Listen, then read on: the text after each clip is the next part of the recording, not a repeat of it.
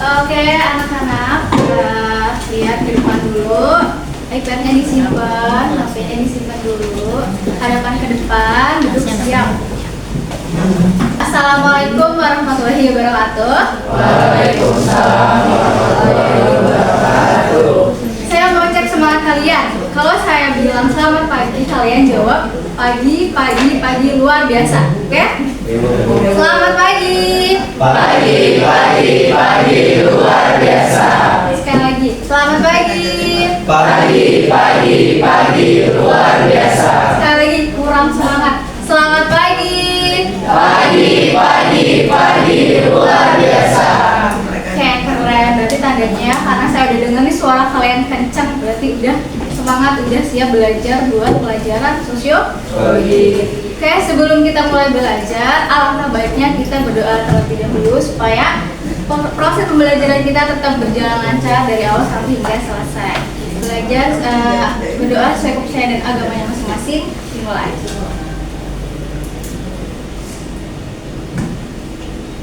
Doa selesai.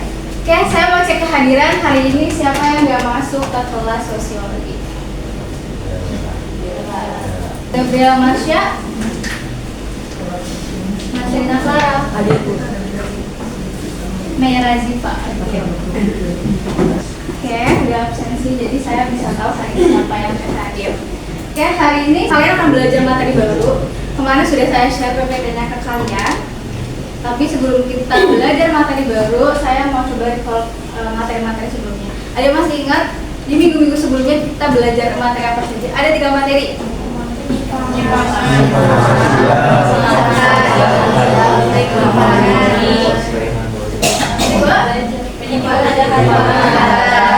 Oke, nah hari ini kita akan masuk ke materi baru. Kita akan membahas suatu hal yang mungkin bahkan kalian sering alami atau mungkin sebelum kalian masuk kalian alami, yaitu tentang materi konflik. Nah, sebelum masuk ke pembahasan lebih lanjut, saya mau tanya dulu nih ke kalian. Kalian ketika mendengar kata atau berita tentang konflik, apa sih yang ada di benak kalian atau apa sih yang ada di pikiran kalian? Perselisihan, cekcok, perbedaan pendapat, perselisihan, terus pertentangan, apalagi? Dan lain-lain. Oke. Lalu, apakah kalian pernah mengalami hal tersebut? Ada yang mau kasih contoh konflik apa yang sering kalian alami, baik itu di rumah ataupun di sekolah? Ada yang mau kasih contoh? Boleh, Pak? Kalau saya misalkan apa ya, kalau lagi tugas kelompok nih pasti itu sering aja kayak kita tuh ada yang kayak semacam berbeda pendapat gitu, pandangannya ada yang beda-beda. Jadi kalau dengan itu kita tuh cara ngatasi kita coba untuk kayak satu sama lain itu mencoba untuk menyamakan pandangan. Oke, bisa terjadi perbedaan pendapat ketika kerja kelompok. Selain Farhan, ada lagi yang mau kasih contoh ke saya konflik yang pernah kalian alami, entah itu di rumah, di sekolah, atau bahkan mungkin di jalan yang kalian gak sengaja berkonflik sama orang lain. Ya, saya butuh 2-3 orang lagi buat kasih contoh. Mela, mau? Konflik jalan biasa. Kalau misalkan kalian melakukan Nah itu ada beberapa gerakan tuh yang beda-beda di hati satu. Oke, ada lagi selain Mela? Dwiki mau kasih contoh, pernah berkonflik gak Dwiki? Pernah nggak? Pernah dong pasti. Nah, apa misalnya? Contohnya komisi di sekolah, ya Kalau di sholat tiba-tiba di sholat, lagi sholat, ya lagi saat tiba-tiba nih bercanda, ada yang bercanda. wajar dikasih tahu, Terus kalau dikasih tau marah nggak? marah pasti. Marah. Nah, jadi tadi saya contoh dari Fahran yang perbedaan pendapat ketika kerja kelompok, kemudian dari Mela karena perbedaan gerakan sehingga bisa makan, dan dari Dwiki yang katanya lagi sholat dipercandain, terus ketika dinasihati temennya malah marah. Terus ada juga dari Medi miskomunikasi. Nah, itu salah satu atau semuanya bentuk dari yang namanya konflik, walaupun salahnya paling sederhana. Di rumah pernah nggak berkonflik? Misalnya apa? Sama adik atau sama kakak atau sama berdua? Paling sering apa kalau di rumah konfliknya? Debat. Debatnya biasanya apa? Makanan, barang, rebutan remote, pernah nggak? Nonton channel satu mau ini satu pengen nonton sinetron. Oke, kalau sama orang tua pernah nggak berkonflik? Misalnya beda pendapat, debat ya, debat sama orang tua biasanya ya. Terus ada lagi yang paling sering kalian alami ketika di rumah, nah itu sama orang tua, sama kakak, sama adik, atau bahkan mungkin sama saudara sepupu. Oh, sama tetangga pernah? Pernah, berarti alhamdulillah hidupnya harmonis ya. Nah itu semua adalah salah satu bentuk dari yang namanya konflik sosial, walaupun skalanya sederhana. Teman-teman, sebelum kalian lebih lanjut melihat konflik, kalian harus tahu dulu nih, kalian belajar konflik itu tujuannya buat apa.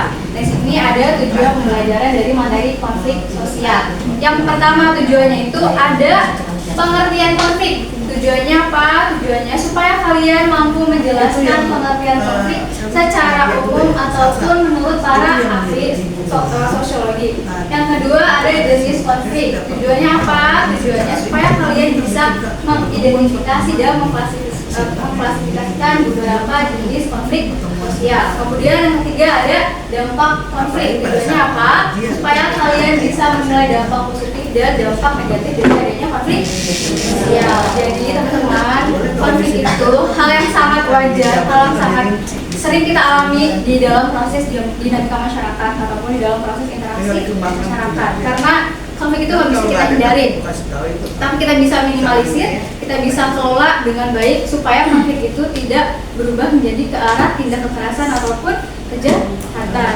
supaya konfliknya itu tidak berubah ke arah yang lebih besar.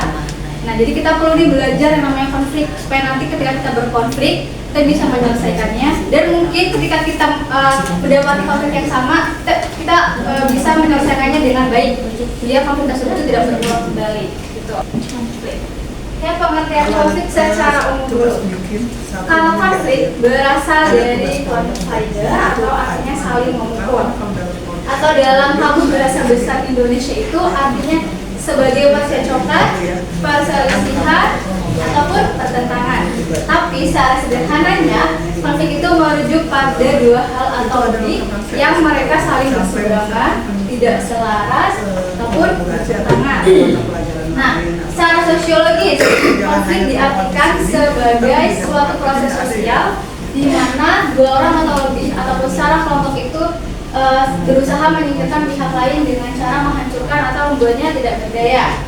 Nah, konflik termasuk ke dalam bentuk interaksi bersifat disosiatif. Jadi teman-teman, di dalam proses interaksi masyarakat atau proses interaksi sosial di dalam konflik itu ada dua bentuk. Yang pertama bentuknya bersifat asosiatif dan disosiatif. Ada yang tahu apa bersifat asosiatif? Kayak apa? Disosiatif dan asosiatif. Kalau konflik termasuk ke bentuk sifat disosiatif, berarti kalau sifatnya asosiatif itu mereka mengarah kemana? Kebaikan, positif. Terus, oke. Kalau di asosiatif tadi kan positif, kebaikan, persatuan, ataupun kerjasama. Nah, sedangkan disosiatif berarti kebalikannya dari asosiatif apa? Perpisahan, perpecahan, pertentangan, persaingan, atau mungkin negatif. Nah, maka dari itu konflik termasuk ke dalam bentuk interaksi sosial yang bersifat disosiatif. Kita masuk ke pengertian para tokoh. Selain ada pengertian secara umumnya, kita juga ada pengertian konflik menurut para tokoh. Ada tiga pengertian konflik menurut pandangan para tokoh. Yang pertama itu ada Surjono Sukanto, kemudian yang kedua ada Lewis Kusser, dan ketiga Green and Green. Yang pertama dari Surjono Sukanto. Ada yang mau membacakan pengertian dari Surjono Sukanto? Boleh, Fahran. Jadi artinya konflik itu menurut Surjono Sukanto itu, jadi konflik itu sebagai suatu proses sosial individu atau kelompok yang berusaha memenuhi tujuannya dengan jalan menantang pihak lawan yang disertai dengan ancaman atau kekerasan. Ada yang tahu maksudnya apa? Ancaman, tantangan. Kayak sederhananya, Surjono itu bilang kalau konflik itu adalah sebuah usaha untuk mendapatkan tujuan. Tujuannya apa? Tujuannya berupa menang. Tujuannya untuk mengalahkan lawan. Tapi lagi dengan cara menghancurkan lawan disertai dengan ancaman dan kekerasan. Contohnya yang paling sederhana, mungkin yang paling sering kita alami, ada persaingan calon ketua OSIS ya, paling sering ya biasanya ya, ketua OSIS, calon ketua MPK atau calon ketua organisasi lainnya, calon misalnya ketua ekstrakurikuler. Itu biasanya ada 2 atau lebih orang kan yang mencalonkan diri. Misalnya ada calon A sama calon B mencalonkan ketua OSIS. Nah, mereka ini punya tujuan sama nih. Tujuannya buat apa? Menang kan? Menang kan? Tapi mereka tujuan menangnya itu dengan cara menyebarkan berita hoax misalnya kepada pendukung calon lainnya, atau bahkan memberi ancaman ke pendukung lainnya. Misalnya, kalau misalnya lu milih calon A, lu bakal dikucilkan, lu bakal dijauhi sama teman-teman sekolah yang ada di sini. Nah, mungkin mau nggak mau dia akhirnya mau milih calon yang A kan, dia karena takut ancaman, biar nggak dikucilkan. Itu tujuannya apa? Calon tersebut melakukan penyebaran berita hoax, kemudian melakukan ancaman. Tujuannya supaya dia bisa merebut posisi ketua OSIS, supaya dia bisa menang. Nah, itu salah satu contohnya. Bisa dipahami? Ya. Jadi dari ketiga pengertian menurut para tokoh ini, kita tuh bisa simpulkan kalau konflik itu pada dasarnya dia adalah sebuah perjuangan atau sebuah usaha yang disertai dengan ancaman ataupun tekanan karena adanya perbedaan pendapat, baik itu perbedaan fisik, emosi, kebudayaan, dan lain sebagainya. Oke, sampai sini bisa dipahami ya pengertian baik secara umum maupun para tokoh.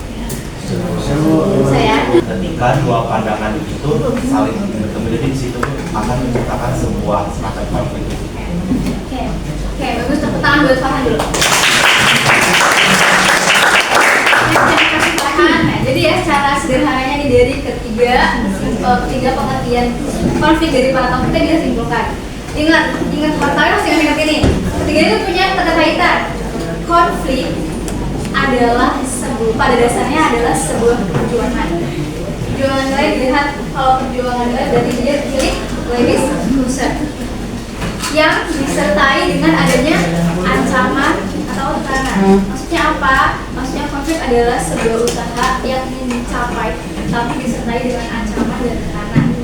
Karena adanya perbedaan pendapat, perbedaan fisik, perbedaan budaya, perbedaan emosi, dan perbedaan lain sebagainya. Itu kesimpulan dari 3 pandangan tokoh mengenai konflik. Ingat ya, konflik pada dasarnya adalah sebuah perjuangan disertai dengan adanya ancaman karena adanya perbedaan emosi. Oke, sampai sini bisa dipahami ya pengertian. Oke, kita lanjut ke jenis-jenis konflik. Jadi setelah tadi awal itu dari teman-teman udah memberikan contoh-contoh, itu masih dalam contoh yang sederhana, contoh yang selalu sering kita hadapi. Tapi konflik itu nggak cuma satu jenis, cuma satu bentuk, ada beberapa jenisnya, ada beberapa bentuknya. Di sini kita akan belajar jenis-jenis konflik. Ada 5 jenis konflik. Yang pertama konflik pribadi, konflik politik, rasial, konflik antar kelas sosial, dan konflik internasional. Kita bahas satu-satu.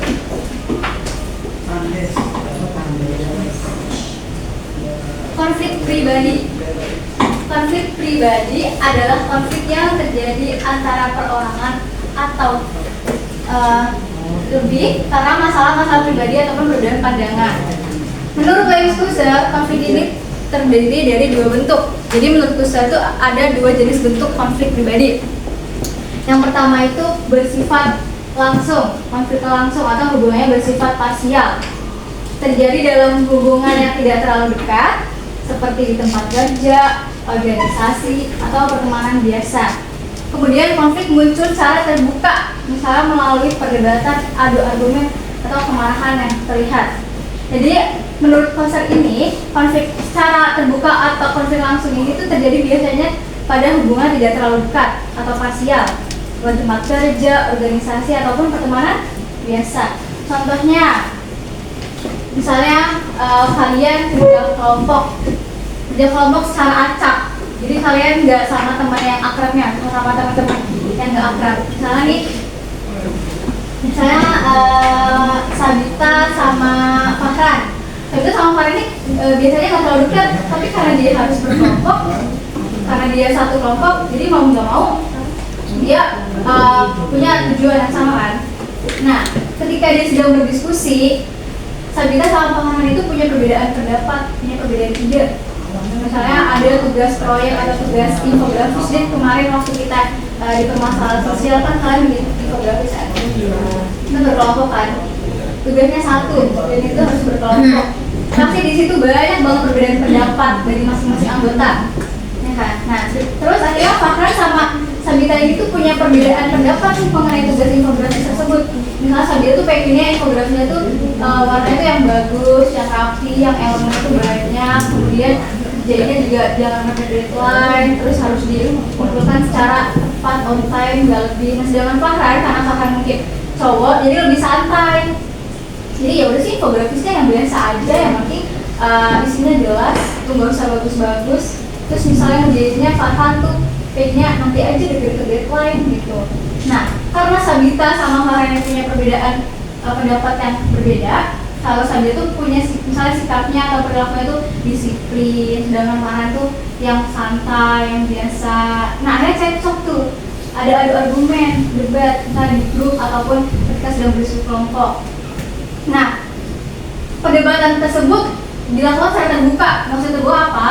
Artinya Sabita itu memperlihatkan rasa amarahnya ke Fahran. Nah kayak ngoceh-ngoceh, misu-misu ke Fahran, lu gimana sih, kok kayak gitu, bla-bla gitu lah, bla-bla gitu kan misalnya.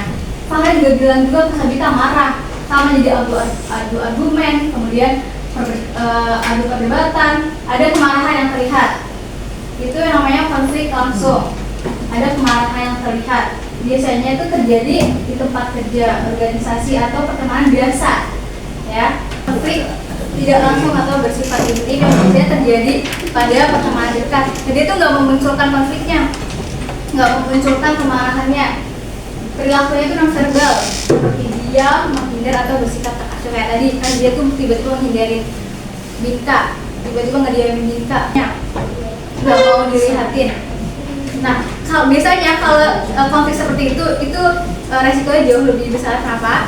Karena dia lama menyimpan amarah, lama menyimpan diam, itu bisa kalau dia nggak bisa mengelolanya, kedua-duanya tuh nggak tahu kalau ternyata mereka tuh ada konflik.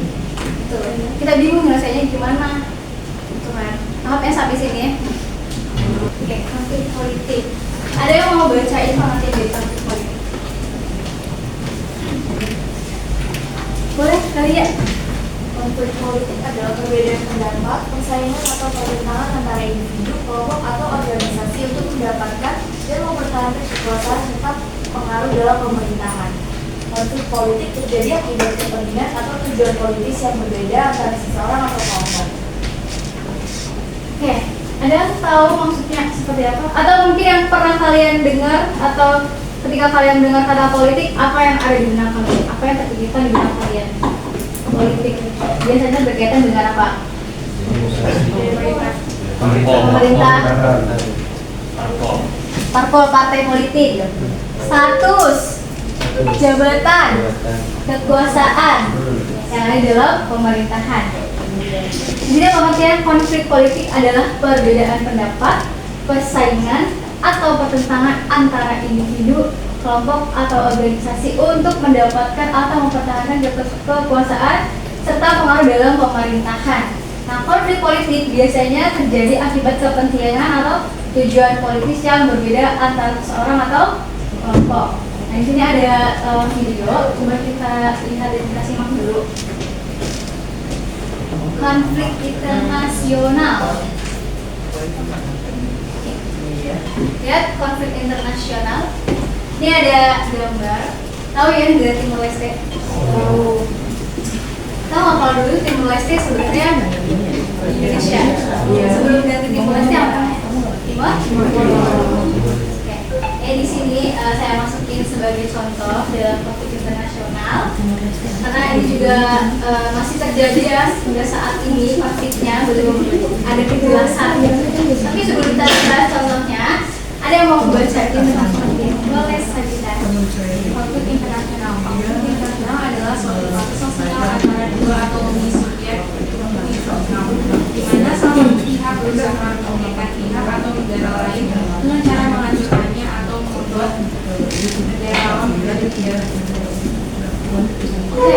internasional adalah suatu proses sosial antara dua atau lebih banyak subjek hukum internasional, di mana salah satu pihaknya berusaha mengikat pihak lain atau negara lain dengan cara menghancurkan atau membuat negara lain jadi tidak berdaya. Kita ambil contohnya konflik bantah negara dengan Timor Leste. Jadi teman-teman ya, kalau kalian belum tahu, dulu Timor Leste itu namanya Timor. Dia itu provinsi yang ada di suatu wilayah negara Indonesia. Provinsi Timor dengan provinsi Nusa Tenggara Timur itu dia menjadi batas provinsi di wilayah negara Indonesia. Nah kemudian pada tahun 2002 Timor ini dia melepaskan diri, memerdekakan diri menjadi Kedaulatan Republik Demokratik Timor Leste. Dia juga berubah namanya menjadi Timor Leste. Nah, tapi batas provinsi tadi ini antara provinsi Timor atau Timor Leste dengan Nusa Tenggara Timur, ketika si Timor Leste ini masih berada di wilayah Indonesia, dia itu belum diresmikan, belum disepakati dengan batas standar internasional. Jadi masih kayak ngegantung gitu loh, nggak tahu ini batasnya tuh provinsinya siapa, karena belum ada kesepakatan, belum ada tanda atau belum ada patokan dengan standar internasional. Nah kemudian konflik itu sampai sekarang masih terjadi, belum ada kesepakatan resmi. Nah, sampai akhirnya ada berita konflik batas negara Indonesia dengan Timor Leste, yaitu tentang masyarakat Timor Leste ini dia itu memasang batas atau memasang patokan di batasan provinsi tersebut. Nah padahal provinsi tersebut itu tuh masih dalam wilayah konflik, belum netral, belum ada tindakan resmi.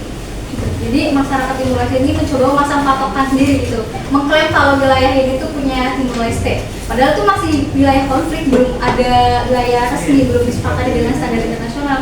Sehingga ada dari warga negara Indonesia atau WNI itu nggak terima sama tindakannya Timor Leste. Kayak nggak terima apa-apaan sih, ini kan masih daerah konflik kok, itu tiba-tiba masang patokan. Emang atas dasar apa hukumnya gitu. Banyak akhirnya WNI yang menentang, sehingga terjadi kericuhan. Karena terjadi kericuhan tersebut, akhirnya ini kan ribut ya WNI dengan Timor Leste, sehingga satu orang WNI tertembak aparat Timor Leste. Nah, sehingga dia dibawa ke rumah sakit. Itu kan konflik ya, konflik internasional. Kenapa konflik batas negara Indonesia dan Timor Leste termasuk di dalam internasional? Di sini kita lihat konflik batas negara Indonesia Timor Leste merupakan salah satu contoh nyata konflik internasional. Karena pihak yang berkonflik adalah entitas negara yang berdaulat, dan isu yang dipertentangkan adalah kedaulatan teritorial. Pernah dengar kedaulatan teritorial? Kedaulatan itu wilayah. Wilayah.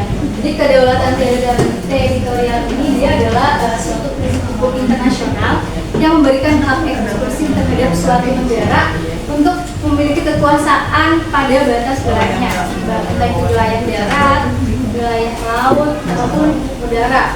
Dan negara tersebut berhak membuat hukum, berhak menentukan hukum untuk mengatur semua orang atau mengatur hal yang terjadi di batas negaranya, di batas wilayahnya.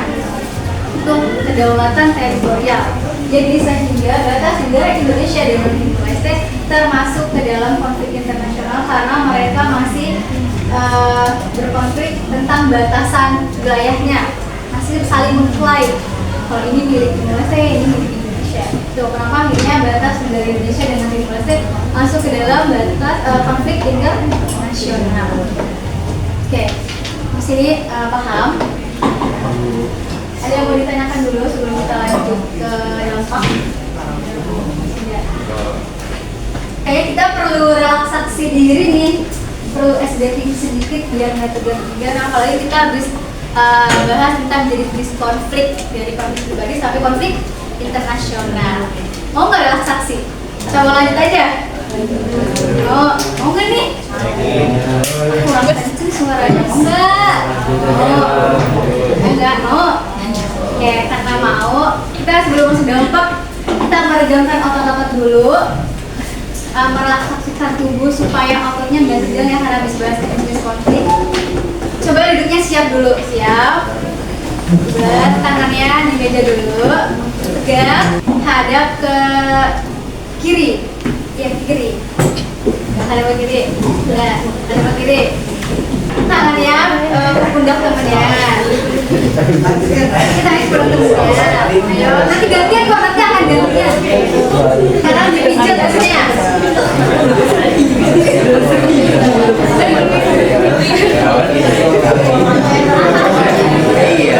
Sekarang gantian hadap ke kanan. Ya, ke kanan.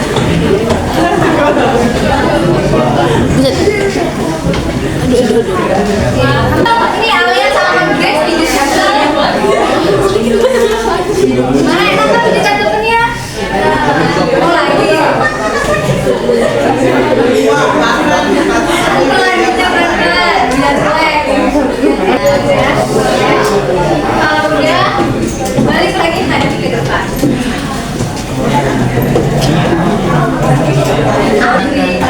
Udah hadap ke depan. Ini kan pakai konsentrasi ya. Lihat ke saya. Saya di sini deh. Lihat ke saya.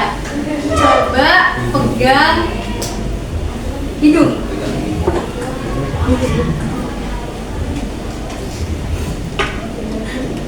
Coba pegang telinga.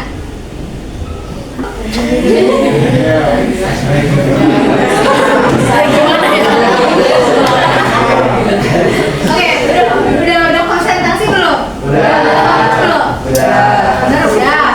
Jadi kita lanjut ke pembahasan yang berikutnya itu tentang apa? Konflik. Selasa ya? Oke. Jadi teman-teman, setelah kita berkonflik, itu tentunya pasti akan memiliki dampak, baik itu dampak negatif ataupun dampak positif. Yang pertama di sini akan ada dampak negatif dulu. Di sini saya tulis persingkat menjadi dampak 4 dampak. Yang pertama ada dampak konflik itu menyebabkan timbulnya keretakan hubungan antar individu ataupun kelompok terhadap individu atau kelompok lainnya. Yang kedua, konflik dapat membawa kelompok ke arah disintegrasi. Jadi dampak yang pertama dan yang kedua itu kurang lebih sama. Lanjut ke dampak konflik positif. Jadi teman-teman, menurut saya juga konflik itu nggak cuma punya dampak negatif, tapi dia juga punya dampak positif. Di sini ada 3 dampak positif yang saya maksudkan. Yang pertama, konflik meningkatkan solidaritas sesama anggota kelompok atau individu yang sedang mengalami konflik dengan kelompok lain. Yang kedua, konflik dapat mendorong pembentukan nilai dan norma baru dalam memecahkan masalah. Kemudian yang ketiga, konflik dapat mendorong perubahan dan dinamika sosial ke arah baru yang lebih terbuka dan demokratis. Sampai sini ada yang ingin ditanyakan seputar materi konflik.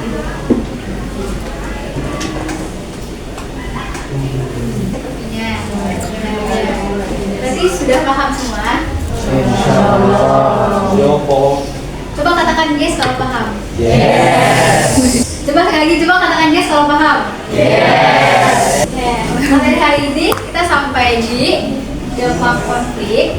Tapi setelah kita tadi belajar konflik, saya pengen kalian menuliskan sebuah refleksi di buku tulis, ya, di kertas, kan kita di buku tulis ataupun di iPad kalian atau handphone kalian boleh. Refleksinya itu hal apa yang kalian pelajari hari ini terkait materi konflik. Bebas, kalian boleh menceritakan apa aja, misalnya materinya mudah dipahami. Terus tadi SDG-nya bikin semangat. Terus mungkin bisa tadi Risma menjelasinya boleh dipahami atau ada yang masih belum dipahami. Coba tulis di kertas refleksi kalian. Apa hal yang kalian pelajari, apa hal yang kalian dapatkan, baik terkait materinya, cara saya menyampaikan materinya, ataupun tadi SDG-nya. Hari ini saya bisa belajar banyak tentang konflik sosial. Saya bisa mengerti dampak baik dan buruk dari konflik sosial. Dan saya juga jadi lebih tahu contoh nyatanya tadi udah dijelasin banyak banget. Jadi konflik dan ciri-ciri konflik, ada dampaknya, jadi tahu gimana contoh nyatanya kalau ada terjadi konflik kayak dampaknya apa kita. Materi apa yang paling mudah kau pahami di konflik hari ini? Dampaknya paling mudah. Kalau yang paling sulit kau pahami apa? Nggak ada. Serius. Semuanya gampang. Berarti dampak paling gampang banget dipahami. Ada yang mau baca kesimpulannya? Ya, baca aja. Nah, siapa nih yang mau nih? Kalau gitu saya seneng deh kalau urusan gini. Kayak kesimpulannya, konflik sosial merupakan bagian yang tidak terpisahkan dari kehidupan masyarakat. Karena setiap individu dan kelompok memiliki perbedaan kepentingan, nilai, serta pandangan. Konflik muncul ketika perbedaan tersebut menimbulkan pertentangan, baik dalam bentuk pribadi, politik, rasial, antar kelas, maupun internasional. Meskipun sering dianggap negatif, konflik sebenarnya memiliki dua sisi, yakni dampak destruktif jika tidak dikelola dengan baik dan dampak konstruktif jika dijadikan sarana untuk perubahan sosial, memperbaiki lingkungan, serta menciptakan keseimbangan baru dalam masyarakat. Oke, terima kasih. Oke, hari ini karena sudah di jam akhir-akhir mata pelajaran sosiologi ya, saya mau memberi penguatan sedikit aja untuk materi hari ini. Jadi teman-teman perlu ingat bahwasanya konflik itu adalah hal yang wajar terjadi dalam proses interaksi masyarakat. Konflik itu nggak bisa kita hilangkan, konflik itu nggak bisa kita hindari sepenuhnya. Tapi kita bisa mengelola atau menyelesaikan konflik dengan baik supaya konflik itu tidak berubah menjadi ke arah yang lebih besar ataupun ke arah ketindakan kejahatan atau tindakan kekerasan. Di pertemuan selanjutnya kita akan bahas tentang resolusi dan resolusi dan penyelesaian bentuk konflik. Oke, jadi sampai di sini karena sudah cukup, tidak ada pertanyaan juga dan kalian tadi sudah merefleksikan. Untuk pertemuan hari ini, semoga materi yang saya sampaikan bisa kalian mudah pahami, bisa kalian cerna dengan baik. Kalaupun masih ada yang bingung atau malu-malu bertanya di kelas, boleh datang ke ruang guru lantai 3 temui saya ataupun boleh lewat chat WA. Oke. Nah, karena tadi kita belajar di awal dengan berdoa, alangkah baiknya ketika belajar kita selesai, kita tutup dengan bacaan Alhamdulillah. Alhamdulillah. Terima kasih teman-teman untuk hari ini. Terima kasih karena sudah fokus mendengarkan saya di depan. Terima kasih sudah aktif di materi hari ini. Kita kasih tepuk tangan buat semuanya.